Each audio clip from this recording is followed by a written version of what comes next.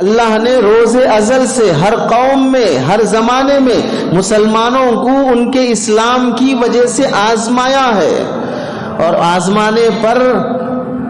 مقصد یہ ہے کہ ان کے ایمان کو مضبوط کیا جائے، انہیں ترقی دی جائے،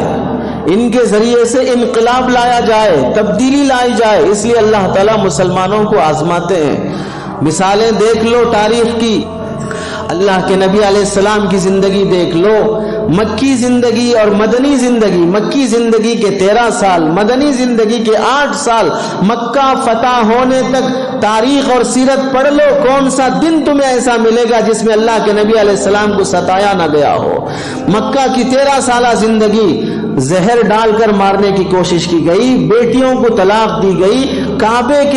کعبۃ اللہ کے اندر کعبے کے میدان میں پھانسی دینے کی کوشش کی گئی، اونٹ کی اوجڑی لا کر ڈالی گئی، بیٹیوں کو طلاق دیا گیا، گھر کا گھیرا کر کے 100 قاتلوں نے قتل کر کے موب لنچنگ کرنے کی کوشش کی۔ اللہ کے نبی علیہ السلام کو اپنے ہی شہر میں اپنے ہی لوگوں نے اپنے ہی گھر والوں کے ساتھ شعبہ ابی طالب میں 3 سال کا بائیکاٹ، کوئی ان سے بات نہیں کرے گا، بزنس نہیں کرے گا، کوئی سامان خرید و فروخت نہیں کرے گا، یہاں تک کہ بھوک سے بچے اور ماؤں کے سینے سے دودھ خشک ہو جاتا ہے، بچے دودھ کے لیے تڑپتے ہیں، پانی کا قطرہ نہیں ہے، درخت کے پتے کھا کر بھوک مٹاتے ہیں، ان کی غلاظت موشن بھی مینگنیوں کی طرح ہوتا ہے، بچے دودھ سے بلکتے ہیں تو مائیں ان کا تڑپنا دیکھ کر بچوں سے پہلے اپنی جان دینے کو تیار ہو جاتی ہے۔ ایسا 1-2 دن نہیں، 3 سال تک نبی کے ساتھ نبی کے صحابہ کو مکے کے اندر ایک گھاٹی کے اندر محصور کر دیا گیا، بائیکاٹ کر دیا گیا 3 سال تک۔ کیا مجال کہ اس پورے 3 سال کے عرصے میں کوئی ایک بچہ، ایک جوان، ایک عورت، ایک بوڑھا کہ کون یہ مصیبت برداشت کرے گا؟ چلو ہم محمد کا دین چھوڑتے ہیں، ہم پرانے مذہب پر واپس لوٹتے ہیں۔ ایک آدمی بھی اس فاقے کی حالت میں کلمہ چھوڑنے تیار نہیں ہوا، ایمان چھوڑنے تیار نہیں ہوا۔ مر جانا تڑپتے تڑپتے گوارا ہے،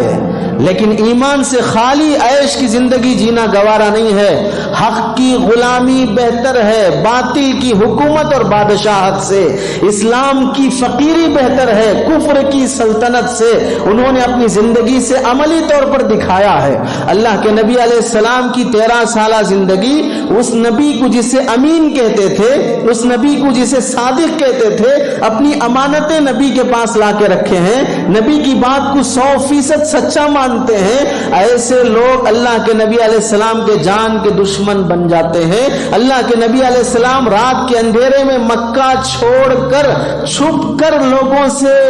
مدینہ جانے پہ مجبور ہو جاتے ہیں۔ ایک وقت نبی پر یہ گزرا،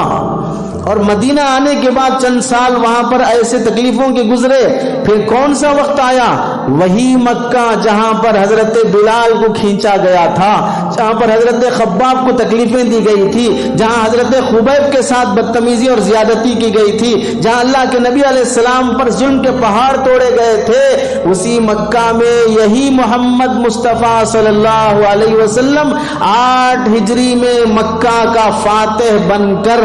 اس مکہ کو جیت کر، اور وہ صرف قتل غارت گری کے ساتھ نہیں، دلوں پر حکومت کرتے ہوئے، دلوں پر فتح پاتے ہوئے ایسی شان کے ساتھ داخل ہوتے ہیں کہ ظالم سر جھکائے بیٹھے ہیں، کھڑے ہیں۔ ظلم کا ایک دور گزرا، اور پھر مظلوم مسلمانوں کو اللہ نے ایسی ترقی دی کہ جس کعبے میں 2 رکعت نماز پڑھنے کی اجازت نہیں تھی، آج اس کعبے کی چابی اللہ کے نبی کے ہاتھ میں ہے۔ جس کعبے میں چاروں طرف بت رکھے ہوئے تھے، آج وہ کعبۃ اللہ کے نبی علیہ السلام کے ہاتھ میں ہے کہ جب جو اللہ کا نبی حکم فرمائے گا وہ اب جاری ہوگا۔ ایسا اللہ تعالیٰ نبی کی زندگی میں دکھائے، اور ظالموں کو ایک ہی وقت میں 70 ظالموں کو میدان جنگ میں دفن کر دیے ہیں اور انہیں جہنم میں پہنچا دیے ہیں۔